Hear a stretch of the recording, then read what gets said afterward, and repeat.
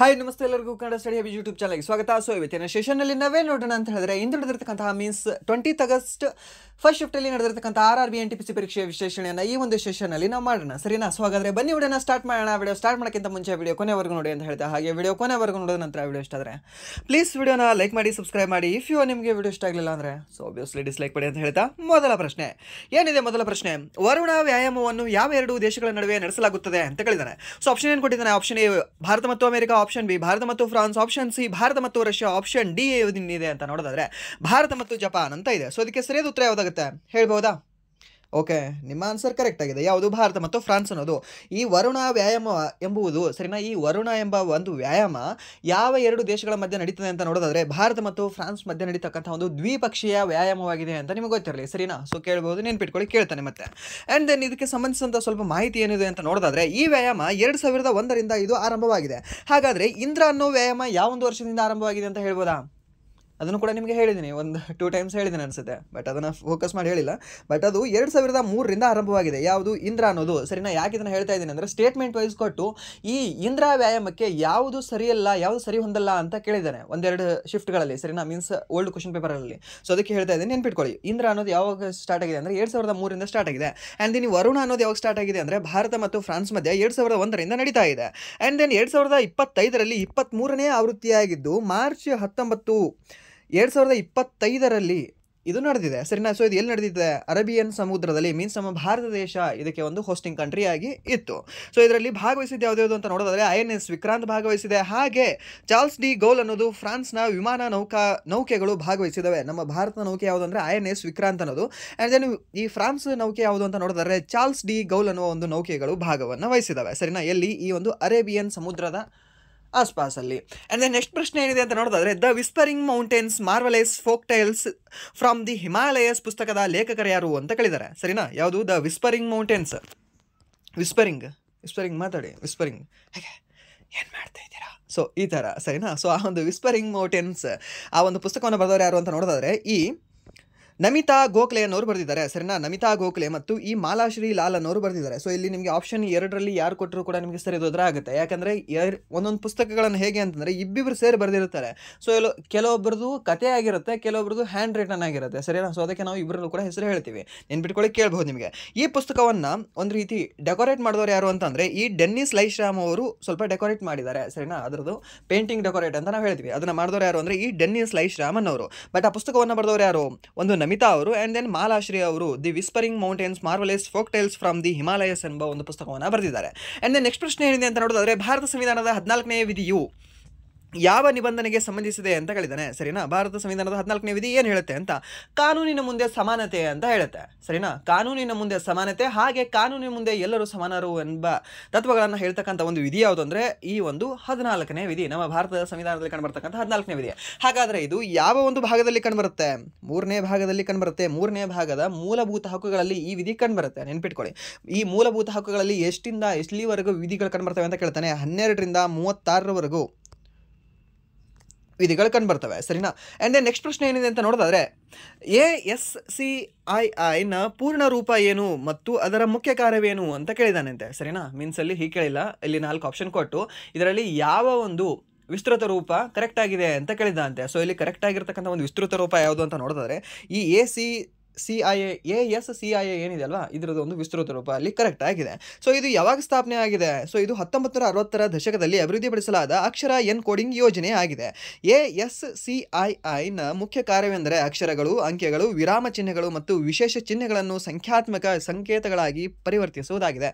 So ಈ question ಏನಿದೆ ಅಲ್ವಾ ASCII ಬಗ್ಗೆ, ಸೊ ಇದೊಂದು 2-3 ಸರಿ ಕೇಳಿದಾನೆ ಇವಾಗ ಆಲ್ರೆಡಿ. ಮೀನ್ಸ್ ಇದೆ ಗ್ರ್ಯಾಜುಯೇಟ್ ಎಕ್ಸಾಮಲ್ಲಿ ಮತ್ತು ಅಂಡರ್ ಗ್ರ್ಯಾಜುಯೇಟ್ ಎಕ್ಸಾಮಲ್ಲಿ. ಅಂಡರ್ ಗ್ರ್ಯಾಜುಯೇಟ್ ಎಕ್ಸಾಮಲ್ಲೂ ಕೂಡ ಒಂದ್ಸರಿ ಬಂದಿದೆ. ಇದು ಮೇ ಬಿ 4-5 ಡೇಸ್ ಬ್ಯಾಕ್ ಬಂದಿದೆ ಅನಿಸುತ್ತೆ, 14th ಆಗಸ್ಟಲ್ಲಿ ಬಂದಿದೆ ಇದು ಕ್ವಶನ್ ಕೇಳಿದ್ದಾನೆ. ಆ್ಯಂಡ್ ನೆಕ್ಸ್ಟ್ ಪ್ರಶ್ನೆ ಏನಿದೆ ಅಂತಂದರೆ ರೇರಾ ಕಾಯ್ದೆಯನ್ನು ಯಾವ ವರ್ಷದಲ್ಲಿ ಜಾರಿಗೆ ತರಲಾಯಿತು ಅಂತ ಕೇಳಿದರೆ, ಸರಿನಾ? ರೇರಾ ಕಾಯ್ದೆ ಏನಂತ ಹೇಳ್ತೀವಿ ನಾವು? ರೇರಾ ಕಾಯ್ದೆ ಅಂತ ರಿಯಲ್ ಎಸ್ಟೇಟ್ ರೆಗ್ಯುಲೇಟಿಂಗ್ ಆ್ಯಕ್ಟ್ ಅಂತ ಹೇಳ್ತೀವಿ, ಸರಿನಾ? Real estate regulating act, real estate regulating act. ಈ ಕಾಯ್ದೆ ಬಂದಿರೋದು ಯಾವಾಗ ಅಂದರೆ 2016ರಲ್ಲಿ ಇದನ್ನು ಅಂಗೀಕರಿಸಲಾಗ್ತದೆ.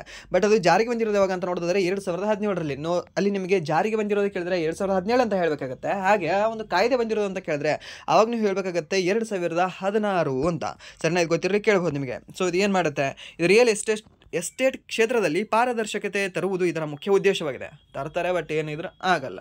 ಆ್ಯಂಡ್ ನೆಕ್ಸ್ಟ್ ಪ್ರಶ್ನೆ ಏನಿದೆ ಅಂತ ನೋಡಿದ್ರೆ ಭಾರತ ಸಂವಿಧಾನದ 5ನೇ ವೇಳಾಪಟ್ಟಿಯಲ್ಲಿರುವ ನಿಬಂಧನೆಗಳು ಯಾವುದು ಅಂತ ಕೇಳಿದ್ದಾನೆ. ಸರಿನಾ? ಈ ಒಂದು ಅನುಸೂಚಿತ ಬುಡಕಟ್ಟು ಪ್ರದೇಶಗಳ ಬಗ್ಗೆ ಹೇಳ್ತಕ್ಕಂತಹ ಒಂದು ವೇಳಾಪಟ್ಟಿ ಯಾವುದು, ಒಂದು ಶೆಡ್ಯೂಲ್ ಯಾವುದು, ಒಂದು ಅನುಸೂಚಿ ಯಾವುದು ಅಂತ ಕೇಳಿದ್ರೆ ಈ ಒಂದು 5ನೇ ಅನುಸೂಚಿ ಅಂತ ಹೇಳ್ತೀವಿ. ಸರಿನಾ? ಸೊ 5ನೇ ಅನುಸೂಚಿ ಏನು ಹೇಳುತ್ತೆ, ಭಾರತ ಸಂವಿಧಾನದ 5ನೇ ವೇಳಾಪಟ್ಟಿಯು ಅಥವಾ 5ನೇ ಅನುಸೂಚಿಯು ಪರಿಶಿಷ್ಟ ಬುಡಕಟ್ಟು ಪ್ರದೇಶಗಳು ಮತ್ತು ಪರಿಶಿಷ್ಟ ಬುಡಕಟ್ಟು ಆಡಳಿತ ಮತ್ತು ನಿಯಂತ್ರಣಕ್ಕೆ ಸಂಬಂಧಿಸಿದ ನಿಬಂಧನೆಗಳನ್ನು ಒಳಗೊಂಡಿದೆ. ಸರಿನಾ? ಇಷ್ಟು ನೆನ್ಪಿಟ್ಕೊಳ್ಳಿ. ಆ್ಯಂಡ್ ದೆನ್ ಬುಡಕಟ್ಟು ಸಮುದಾಯಗಳ ಸಾಂಸ್ಕೃತಿಕ ಗುರುತು ಮತ್ತು ಸಂಪ್ರದಾಯಗಳನ್ನು ರಕ್ಷಿಸುವುದು ಇದರ ಮುಖ್ಯ ಉದ್ದೇಶವಾಗಿದೆ. ಅವರ ಆರ್ಥಿಕ ಮತ್ತು ಶೈಕ್ಷಣಿಕ ಅಭಿವೃದ್ಧಿಯನ್ನು ಉತ್ತೇಜಿಸುವುದು ಮತ್ತು ಅವರನ್ನು ಶೋಷಣೆಯಿಂದ ರಕ್ಷಿಸುವುದು ಈ ಒಂದು ವೇಳಾಪಟ್ಟಿಯಲ್ಲಿ ಹೇಳಲ್ಪಟ್ಟಿದೆ. ಸರಿನಾ? ನೆನ್ಪಿಟ್ಕೊಳ್ಳಿ. ಅನುಸೂಚಿತ ಬುಡಕಟ್ಟು ಪ್ರದೇಶಗಳ ಬಗ್ಗೆ ಹೇಳ್ತಕ್ಕಂತಹ ಒಂದು ಅನುಸೂಚಿ ಯಾವುದು ಅಂತ ಕೇಳ್ತಾನೆ. ಅವಾಗ ನೀವು ಹೇಳಬೇಕಾಗಿರೋದು ಯಾವುದು ಅಂದರೆ 5ನೇ ಅನುಸೂಚಿ ಅಂತ. ನಿಮಗೆ ಹೇಳ್ತಾ ಇದ್ದೀನಿ 12 ಅನುಸೂಚಿಗಳನ್ನು ಓದಿ. ಹಾಗೆ 9, 10, 11, 12ನೇ ಅನುಸೂಚಿ ಏನಿದಾವಲ್ವ ಅದು ಇಂಪಾರ್ಟೆಂಟ್ ಆಗುತ್ತೆ. ಅದರ ತಿದ್ದುಪಡಿಗಳನ್ನು ಕೂಡ ಓದ್ಕೊಂಡಾಗಿ ವರ್ಷನೂ ಓದ್ಕೊಂಡಾಗಿ ನಿಮಗೆ ಕೇಳ್ತಾನೆ ಅಂತ. ಸೊ ಕೇಳಿದ್ದಾನೆ ಇದೇ ಒಂದು ಶಿಫ್ಟಲ್ಲಿ 2 ಕ್ವಶನ್ ಕೇಳಿದ್ದಾನೆ ಅನುಸೂಚಿಯ ಬಗ್ಗೆನೇ. 5ನೇದು ಕೇಳಿದ್ದಾನೆ, ಹಾಗೆ 6ನೇದು ಕೇಳಿದ್ದಾನೆ. 6ನೇ ವೇಳಾಪಟ್ಟಿ ಎದ್ರ ಬಗ್ಗೆ ಹೇಳುತ್ತೆ ಅಂತ. 6ನೇ ವೇಳಾಪಟ್ಟಿಯಲ್ಲಿ ಕಂಡು ಬರ್ತಕ್ಕಂತಹ ರಾಜ್ಯಗಳು ಯಾವ್ದು ಅಂತ ಕೇಳಿದ್ದಾನೆ. ಸರಿನಾ? ಈ 6ನೇ ವೇಳಾಪಟ್ಟಿಯಲ್ಲಿ ಇದು ಕೂಡ ಅನುಸೂಚಿತ ಪ್ರದೇಶಗಳ ಬಗ್ಗೆ ಹೇಳುತ್ತೆ. ಸರಿನಾ? ಅನುಸೂಚಿತ ಪ್ರದೇಶಗಳ ಬಗ್ಗೆ ಹೇಳುತ್ತೆ. ಬಟ್ ಇಲ್ಲಿ ಸ್ಪೆಷಲಿ 4 ರಾಜ್ಯಗಳ ಬಗ್ಗೆ ಹೇಳುತ್ತೆ. ಸರಿನಾ? ಯಾವ್ದ್ಯಾವ್ದು ರಾಜ್ಯ? ಒಂದು ಅಸ್ಸಾಂ, ಮೇಘಾಲಯ, ತ್ರಿಪುರ, ಮಿಜೋರಾಂ. ಯಾಕದನ್ನು ನಾನು ರೌಂಡ್ ಹಾಕ್ಕೊಂಡೆ. ಸೊ ಇವೆರಡೂ ಕೂಡ ಇಲ್ಲಿ ಬಾರ್ಡ್ರನ್ನು ಅಂದ್ಕೊಂಡಿದ್ದಾವೆ. ಸರಿನಾ? Means close. ಇದ್ರ ಜೊತೆ ಅಂದ್ಕೊಂಡಿಲ್ಲ ಅಂತೆಲ್ಲ ಅಸ್ಸಾಂ ಅಂದ್ಕೊಂಡಿದೆ. ಬಟ್ ಅಲ್ಲಿ ಕೆಳಗಡೆ ಕಂಡುಬರುತ್ತೆ ನಿಮಗೆ ಅಸ್ಸಾಂ, ಮೇಘಾಲಯ. ಆ್ಯಂಡ್ ದೆನ್ ತ್ರಿಪುರ, ಮಿಜೋರಾಂ ಅದನ್ನು ಕೂಡ ನಿಮಗೆ ಅಕ್ಕಪಕ್ಕದಲ್ಲೇ ಕಂಡುಬರ್ತವೆ. ಸರಿನಾ? ಸೊ ಇದನ್ನು ನೆನ್ಪಿಟ್ಕೊಳ್ಳಿ. ಇಲ್ಲ ಅಂತಂದರೆ ಕೆಲವೊಬ್ರು ಇದ್ರೆ ಬೇರೆ ಕೂಡ ಟ್ರಿಕ್ ಮಾಡ್ಕೊಳ್ತಾರೆ. ಏನು ATM ಸ್ಕ್ವೇರ್ ಅಂತ, ಇಲ್ಲಾಂದರೆ ಆಮೆ ಮಿತ್ರ ಅಂತ ಯಾರೋ ಒಂದು ಸ್ಟೂಡೆಂಟ್ ಹೇಳಿರೋದು, ಯಾವುದೋ ಒಂದು ಹುಡುಗಿ ನನಗೆ ಹೇಳಿದರು.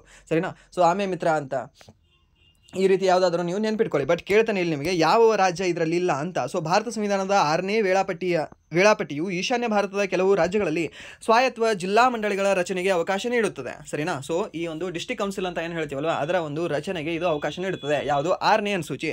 ಹಾಗೆ ಈ ಒಂದು ನಿಬಂಧನೆಯಲ್ಲಿ ಮೀನ್ಸ್ ಈ ಒಂದು ಅನುಸೂಚಿಯಲ್ಲಿ ಕಂಡುಬರ್ತಕ್ಕಂಥ ರಾಜ್ಯಗಳು ಯಾವ್ದು ಅಂತಂದರೆ ಅಸ್ಸಾಂ, ಮೇಘಾಲಯ, ತ್ರಿಪುರ ಮತ್ತು ಮಿಜೋರಾಂ ಎಂಬ ರಾಜ್ಯಗಳು. ನೆನ್ಪಿಟ್ಕೊಳ್ಳಿ. ಅಸ್ಸಾಂ, ಮೇಘಾಲಯ, ತ್ರಿಪುರ, ಮಿಜೋರಾಂ. ಅಸ್ಸಾಂ, ಮೇಘಾಲಯ, ತ್ರಿಪುರ, ಮಿಜೋರಾಂ. ಅಸ್ಸಾಂ, ಮೇಘಾಲಯ, ತ್ರಿಪುರ, ಮಿಜೋರಾಂ. 4 ಸರಿ ಹೇಳ್ಬಿಡಿ, ನೆನಪುಳಿದು ಬಿಡ್ತದೆ. ಆ್ಯಂಡ್ ನೆಕ್ಸ್ಟ್ ಪ್ರಶ್ನೆ ಏನಿದೆ ಅಂತಂದರೆ ಅರೇಬಿಯನ್ ಸಮುದ್ರ ಮತ್ತು ಪಶ್ಚಿಮ ಘಟ್ಟಗಳ ನಡುವೆ ಇರುವ ಬಯಲು ಪ್ರದೇಶ ಯಾವುದು ಅಂತ ಕೇಳಿದ್ದಾನೆ.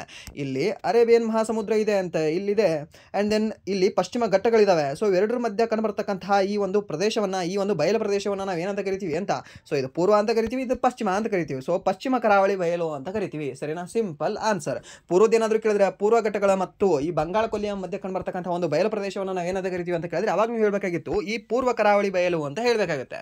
ಆ್ಯಂಡ್ ನೆಕ್ಸ್ಟ್ ಪ್ರಶ್ನೆ ಏನಿದೆ ಅಂತಂದರೆ ಭಾರತ ದಂಡ ಸಮಿತಿಯ IPC ಸೆಕ್ಷನ್ 498A ಯಾವುದಕ್ಕೆ ಸಂಬಂಧಿಸಿದೆ ಅಂತ ಕೇಳಿದ್ದಾನೆ. ಈ ಒಂದು IPC ಸೆಕ್ಷನ್ ಸಂಬಂಧ ಹೊಂದಿರೋದೇ ಅದಕ್ಕೆ ಅಂದರೆ ಭಾರತೀಯ ದಂಡ ಸಂಹಿತೆಯ IPC ಸೆಕ್ಷನ್ 498A ವಿವಾಹಿತ ಮಹಿಳೆಯ ಮೇಲೆ ಆಕೆಯ ಪತಿ ಅಥವಾ ಆತನ ಸಂಬಂಧಿಕರು ನಡೆಸುವ ಕ್ರೌರ್ಯವನ್ನು ನಿಯಂತ್ರಿಸುತ್ತದೆ.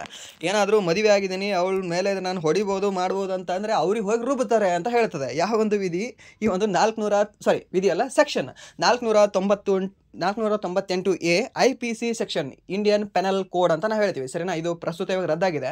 ಬಟ್ ಇದರ ಬದಲಾಗಿ BNS ಬಂದಿದೆ. ಸರಿನಾ? ಭಾರತೀಯ ನ್ಯಾಯ ಸಂಹಿತಾ ಅಂತ ಬಂದಿದೆ. ಸೊ ಅದರಲ್ಲಿ ಚೇಂಜ್ ಆಗಿದ್ದಾವೆ. ಆಲ್ಮೋಸ್ಟ್ ಎಲ್ಲ ಆರ್ಟಿಕಲ್ ಮೀನ್ಸ್ ಎಲ್ಲ ಸೆಕ್ಷನ್ಗಳು ಕೂಡ ಅಲ್ಲಿ ಚೇಂಜ್ ಆಗಿದ್ದಾವೆ.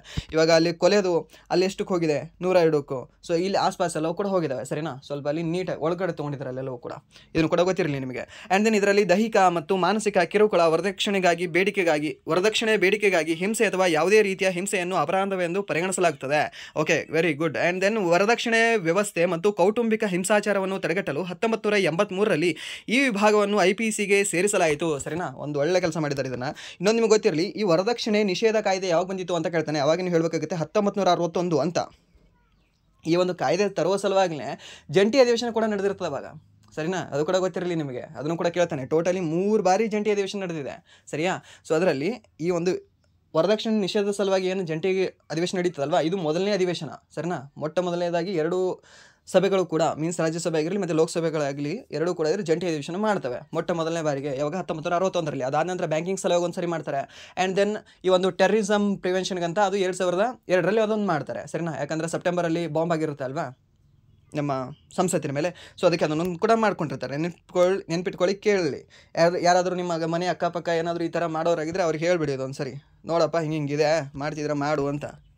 ಇನ್ನೊಂದು ಸ್ವಲ್ಪ ಕಠಿಣವಾಗಿ ತರಬೇಕು ಅನಿಸುತ್ತೆ ಇದು, ಬಟ್ ಇದನ್ನು ಮಿಸ್ಯೂಸ್ ಮಾಡ್ಕೊಳ್ತಿದ್ದಾರೆ ಇವಾಗ ಸಾಕಷ್ಟು. ಆ್ಯಂಡ್ ದೆನ್ ನೆಕ್ಸ್ಟ್ ಪ್ರಶ್ನೆ ಏನಿದೆ ಅಂತ ನೋಡೋದಾದರೆ, ರಾಜ್ಯಪಾಲರಿಗೆ ಪ್ರಮಾಣ ವಚನ ಬೋಧಿಸುವವರು ಯಾರು ಅಂತ ಕೇಳಿದ್ದಾರೆ. ಸರಿನಾ, ರಾಜ್ಯಪಾಲರಿಗೆ ಪ್ರಮಾಣ ವಚನವನ್ನು ಬೋಧಿಸುವವರು ಯಾರು ಅಂತಂದರೆ ಹೈಕೋರ್ಟ್ನ ಮುಖ್ಯ ನ್ಯಾಯಮೂರ್ತಿ ಬೋಧಿಸ್ತಾರೆ. ಯಾರು? ಹೈಕೋರ್ಟ್ನ ಮುಖ್ಯ ನ್ಯಾಯಮೂರ್ತಿ. ಇಫ್ ಹೈಕೋರ್ಟ್ನ ಮುಖ್ಯ ನ್ಯಾಯಮೂರ್ತಿ ಏನಾದರೂ ಹುಷಾರಿರಲಿಲ್ಲ ಅಂತಂದರೆ ಯಾರು ಬೋಧನೆ ಮಾಡ್ತಾರೆ?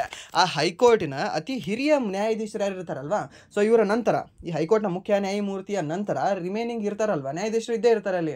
ಸೊ ಆ ನ್ಯಾಯಾಧೀಶರಲ್ಲಿ ಅತಿ ಹಿರಿಯ ನ್ಯಾಯಾಧೀಶರು ಯಾರು ಇರ್ತಾರಲ್ವ ಅವರಿಂದ ಆ ಪ್ರಮಾಣ ವಚನವನ್ನು ಬೋಧನೆ ಮಾಡಲಾಗ್ತದೆ, ಇಫ್ ಏನಾದರೂ ಅವರು ಲಭ್ಯ ಇರಲಿಲ್ಲ ಅಂದರೆ ಮಾತ್ರ. ಸರಿನಾ. ಆ್ಯಂಡ್ ದೆನ್ ನೆಕ್ಸ್ಟ್ ಪ್ರಶ್ನೆ ಏನಿದೆ ಅಂತ ನೋಡೋದಾದರೆ, ಮಾರ್ಚ್ 3, 2025 ಯಾವ ದಿನವನ್ನು ಆಚರಿಸಲಾಯಿತು ಮತ್ತು ಅದರ ಥೀಮ್ ಏನು ಅಂತ ಕೇಳಿದ್ದಾನೆ. ಸರಿನಾ, ಏನನ್ನು ಆಚರಣೆ ಮಾಡ್ತಾರೆ? ಮಾರ್ಚ್ 3ನೇ ತಾರೀಕಿನಂದು ವಿಶ್ವ ವನ್ಯಜೀವಿ ದಿನ ಅಂತ ಆಚರಣೆ ಮಾಡ್ತಾರೆ. ಸೊ ಅದರ ಒಂದು ಥೀಮ್ ಏನಾಗಿದೆ?